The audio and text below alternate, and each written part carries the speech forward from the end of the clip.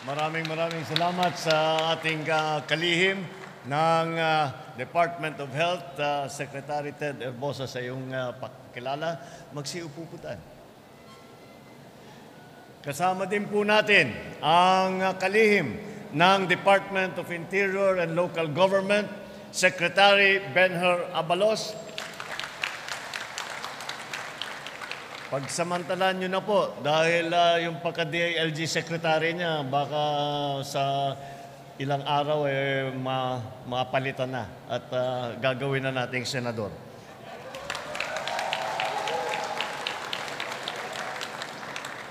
Ang chairperson ng commission, ang CHED ng Commission on Higher Education, ang chairperson na Popoy de Vera, ang aking classmate sa House of Representatives na kung ilang taon, ang Lone District Representative, Roman Romulo,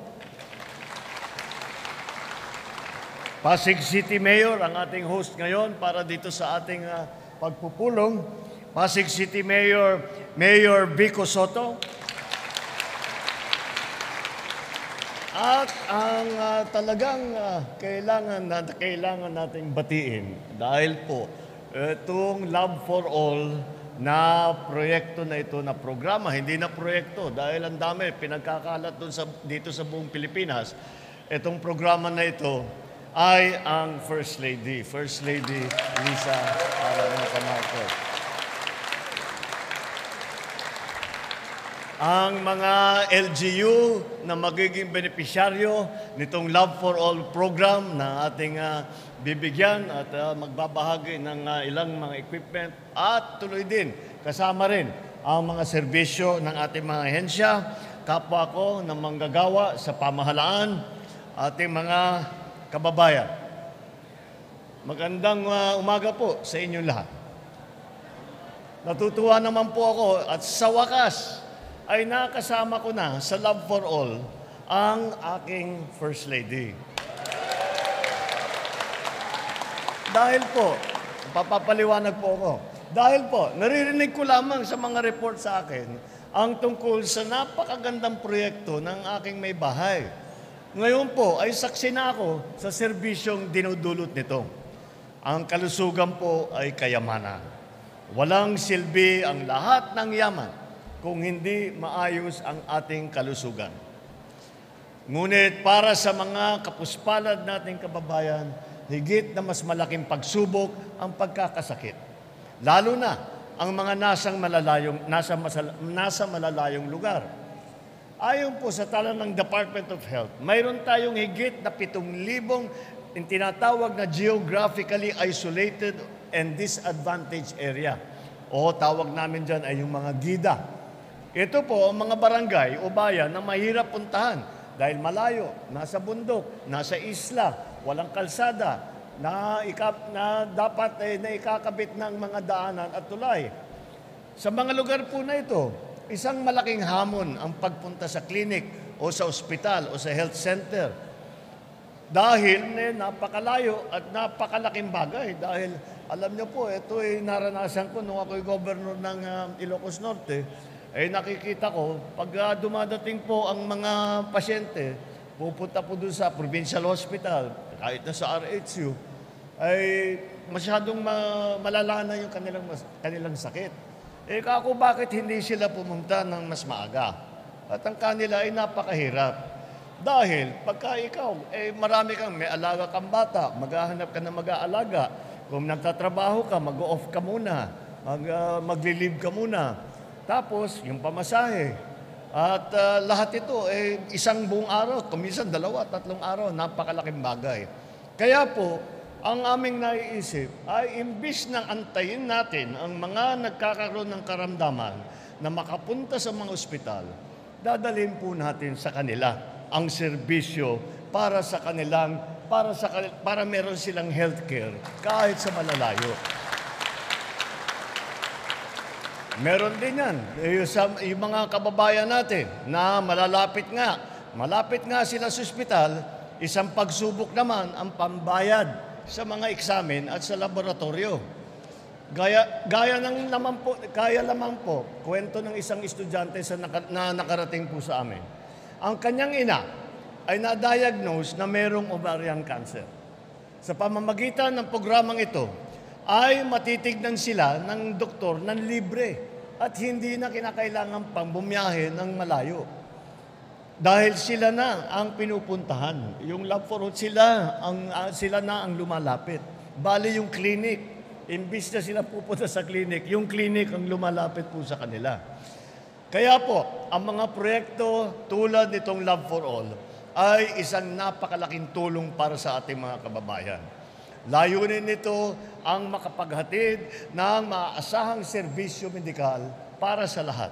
Lalong-lalo na sa mga pinaka-nangangailangan tulad ng ating mga senior citizen, ang may PWD, mga buntis, at may mga iniindang karamdaman. Mula sa simula ng proyektong ito, Mayo ng nakaraang taon, nakarating na po ito sa 35 lokasyon mula sa Luzon, Visayas hanggang pong Mindanao. Hindi lamang ito ang nagbibigay ng tulong medikal. Kasama na rin dito ang ilang pong pampublikang serbisyo gaya ng CHED na handang umalalay sa mga naghahanap ng scholarship. Nandito rin po ang NHA at Pag-ibig na gagabay sa inyong mga pangangailangan tungkol sa pabahay. Ang LTO, nandyan din para sa mga nangangailangan ng driver's license, marami pang ahensya at marami pang iba't ibang ahensya para yung mga serbisyo ng gobyerno, hindi lamang ang serbisyong medikal, kung hindi, ang iba't ibang serbisyo ng ahensya ng gobyerno ay inilalapit natin sa taong bayan. Hindi lang itong isang araw lamang. Sinisiguro namin na marami pang mga komunidad sa bawat syudad at probinsya ang mabibisita ng Love for All. Kung saan mayroong Pilipinong nangangailangan, pagsusumikapan natin na inyong pamahalaan ay maabutan ng serbisyong ito. Sa panig naman po ng administrasyon, sa pangunguna ng Department of Health, patuloy po tayo sa pagpapatupad ng mga proyekto upang magkaroon ng Rural Health Unit, doktor, nurse, ambulansya, mobile health clinic, at iba pang mga kagamitan ang lahat ng lalawigan sa bansa, lalo na yung ating napag-usapan nga, yung mga gida. Para madaling maabot ang mga mamayan, ang mga serbisyong pangkalusugan, inilusad ng DOH ang bagong urgent care and ambulatory service centers o tawag namin BUCAS. Ito ay nagbibigay ng preventive, diagnostic, curative primary care service sa iba't ibang parte ng ating bansa. Mapupuna rin niyo po rito, kasama po natin si GM Mel Robles ng PCSO. Dahil po may programa din at siya pinapangako sa atin na mula ngayon, gagawin namin ang lahat, titiyakin namin na ang bawat bayan, bawat municipality, bawat LGU ay magkakaroon ng ambulansya. Hindi na po kagaya ng dati na makikiusap ka pa, lalapit ka pa kung kani-kanino, at kung medyo hindi kayo magkaibigan, baka hindi makalusot yung request ninyo. Ngayon, hindi na po ganoon. Basta't kung sino ang nangangailangan ng ambulansya, ay bibigyan na po natin. At sabi niya, mayaman itong PCSO, baka pwede pang gawin, bago po matapos ang termino ko, baka gawing 2 ambulansya ang bawat bayan at LGU. Nagtatayo rin po tayo ng specialty center sa bawat rehiyon ayon sa Republic Act No. 11959 o ang tinatawag na Regional Specialty Centers Act. Alam niyo po, nung pandemya, ito po yung natutunan natin. Dahil nakita natin ang mga pasyente dinadala sa mga specialty center dito lamang sa Maynila, sa Children's Center, sa Kidney Center, sa Heart Center, mga specialty center. Hindi naman talaga kaya, lalo na kung galing sa malayo. Kaya gumawa kami ng programa ng DOH at sabi natin, paano naman yung mga nasa malayo, yung malayo sa Maynila, o walang pambayad para makapunta sa Maynila, o kung naka-lockdown, kagaya ng pandemya. Kaya gumagawa kami ng programa at naglalagay tayo ng specialty center sa bawat lugar, bawat rehiyon, para naman hindi masyadong mahirap ang magpatingin yung mga may karamdaman. Kasabay po nito, nagpapamahagi rin tayo ng mga mobile primary care facility sa tulong ng mga lokal na pamahalaan. Layo naming bigyan lahat ng probinsya at syudad sa Metro Manila, yan na nga, yung mobile PCF. Gayunpaman, mas marami po tayong magagawa kung tayo ay sama-sama. Kaya nais ko ring ipahayag ang aking taus-pusong pasasalamat sa ating mga kaibigan at kaagapay mula sa pribadong sektor, gaya ng Metro Bank Foundation, ang Toyota Foundation. Maraming salamat sa tulong ninyo.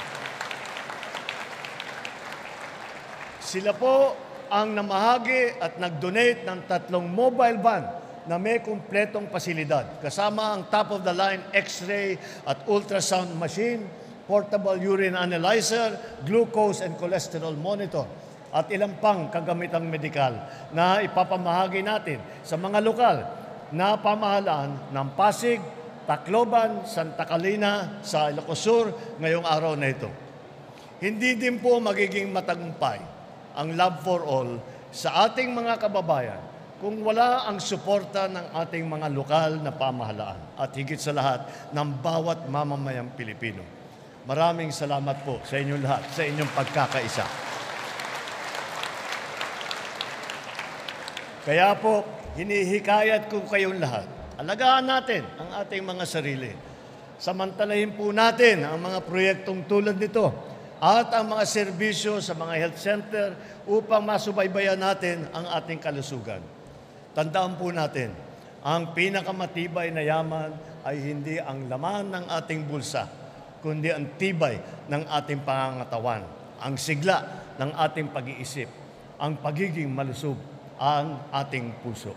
Bago rin po tayo matapos, gusto ko lang ulitin na kailangan natin pasalamatan ang ating First Lady sa kanyang ginagawa.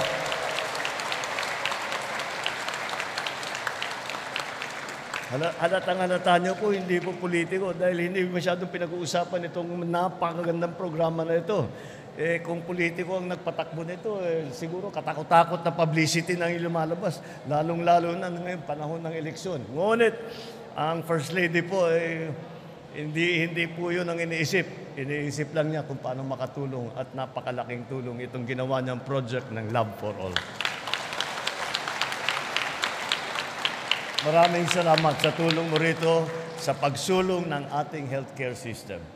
Napakapalad ko rin na napangasawa ko ay hangad din ang pagtulong sa kapwa at sa bansa.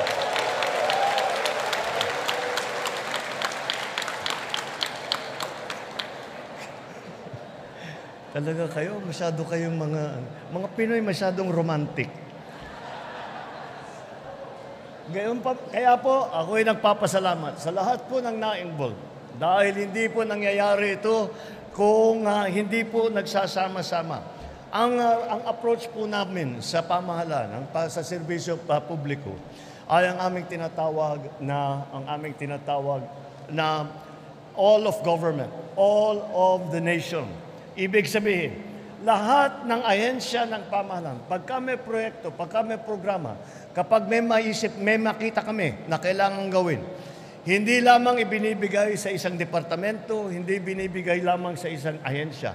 Kung hindi, isinasama po natin lahat ng mga departamento na makatulong. Yan po, that's why, kaya po yan ang tawag natin dyan. The all of government approach, ang aking tawag. Kaya nandito po, ang DILG Secretary, dahil po, lahat po ito, kahit na anong magandang aming naiisip sa national government, hindi po mangyayari ito, hindi po tayo nagkita-kita rito kung hindi tayo tinulungan ng ating LGU, ng ating mga local government position, pinanungunahan ng ating butihing mayor. Kaya nagpapasalamat ako sa inyong lahat. Ipagpatuloy po natin ito. Nakita naman po ninyo kung gaano kaganda ang gaano kalaki, kung gaano karami ang tulong na may bibigay natin kapag tayo-tayo ay laging magkapit-bisig at lagi nating iniisip ang kabutihan ng ating mga kababayan at ang ating minamahal na Pilipinas. Mabuhay ang sambayan ng Pilipino. Mabuhay po ang bagong Pilipinas. Marami